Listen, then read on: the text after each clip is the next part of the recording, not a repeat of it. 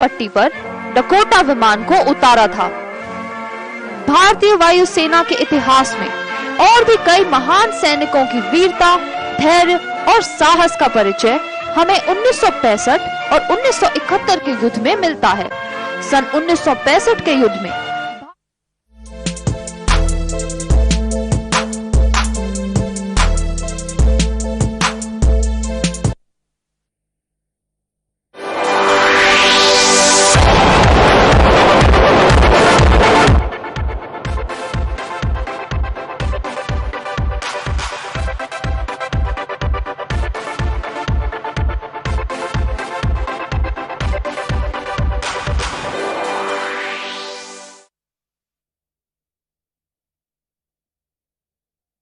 16 सितंबर 2017 को हुआ।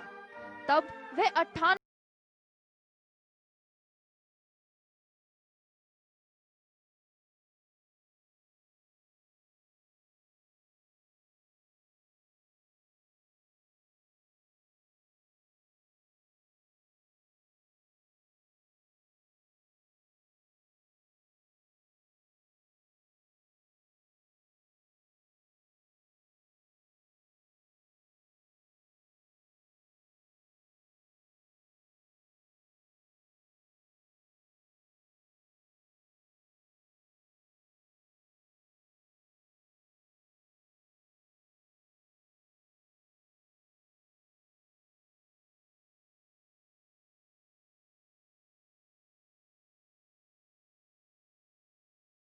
95 वर्ष के थे। इन शूरवीर वायु योद्धाओं को हम श्रद्धांजलि अर्पित करते हैं।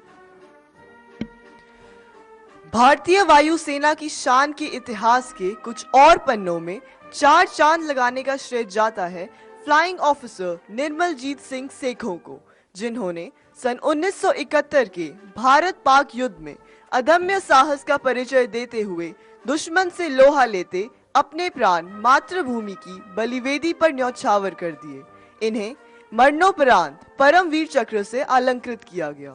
आपकी ठीक पीछे की भव्य इमारत इस अकादमी की उड़ान शाखा की मुख्य इमारत है और इसका नाम इसी महान योद्धा के नाम पर रखा गया है। करगिल युद्ध में भारतीय वायुसेना की भूमिका की संपूर्ण राष्ट्र भूरी भूरी प्रशंसा करता है।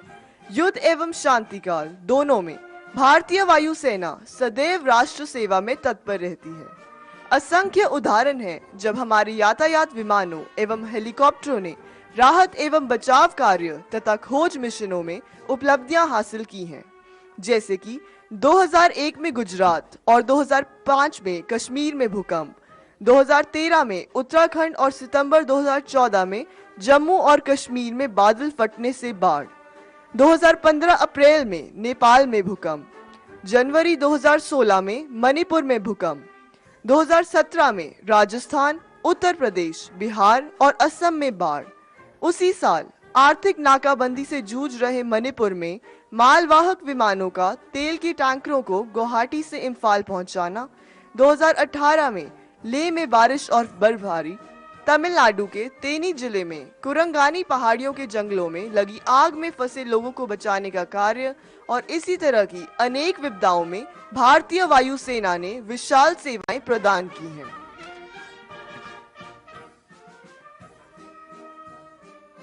सितंबर 2017 में भारतीय वायुसेना ने मानवीय सहायता और आपदा राहत के संचालन के हिस्से के रूप में म्यांमार में हिंसा से भागने वाले बांग्लादेश में शरण ले रहे रोहिंग्या शरणार्थियों को भारी मात्रा में राहत सामग्री प्रदान की। इसे ऑपरेशन इंसानियत नाम दिया गया था। 26 फरवरी 2019 को सूर्य की पहली किरण से भी पहले भारतीय वायुसेना के लड़ाकू विमानों ने वायु शक्ति की एक नई परिभाषा लिखी।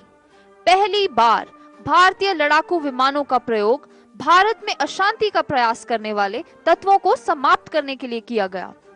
इस अभियान में विभिन्न लड़ाकू विमानों, युद्ध सहायक उपकरणों का प्रयोग किया गया एवं विभिन्न हवाई अड्डों से कई लड़ाकू विमानों ने उड़ान भरकर इस अभियान को सफल बनाया। भारतीय वायुसेना द्वारा किए गए इस गैर सैनिक अभियान में हमारी वायुसेना ने दुश्मन के ठिकानों पर सटीकता के साथ प्रहार करके ये संदेश दिया कि भारत के विरुद्ध किए जाने वाली किसी भी गतिविधि का भारत अब ईंट का जवाब पत्थर से देगा। अगले दिन पाकिस्तानी लड़ाकू विमानों ने भारत की सीमाओं में प्रवेश करने का असफल प्रयास किया, जिसे पलक झपकते ही भारतीय लड़ाकू विमानों एवं आकाश सुरक्षा तंत्र द्वारा विफल कर दिया गया और पाकिस्तानी वायुसेना के लड़ाकू विमानों द्वारा भारतीय थल सेना के अड्डों पर प्रहार नाकाम कर दिया गया। एक आकाशीय मुठभेड़ के दौरान विंग कमांडर अभिनंदन वर्तमान वीर चक्र द्वारा चालित MiG-21 बाइसन विमान से पाकिस्तानी लड़ाकू विमान F-16 को ध्वस्त कर दिया गया। ये इस बात का प्रमाण है कि भारतीय वायुसेना आज भी नई पीढ़ी की युद्धक विमानों द्वारा दी जाने वाली किसी भी चुनौती के लिए सदैव तैयार है। ये भारतीय वायुसेना के उद्देश्य वाक्य पीपल फर्स्ट मिशन ऑलवेज को चरितार्थ करता है।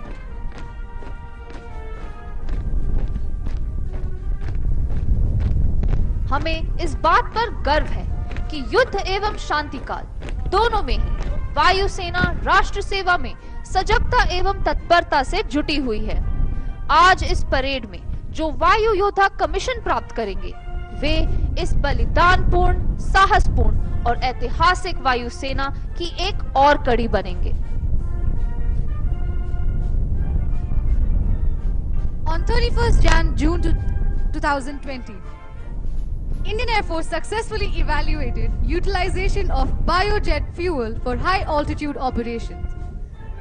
A major milestone was when Indian Air Force AN-32 aircraft powered with indigenously developed blend of biojet fuel undertook flying operations from Leh Airfield.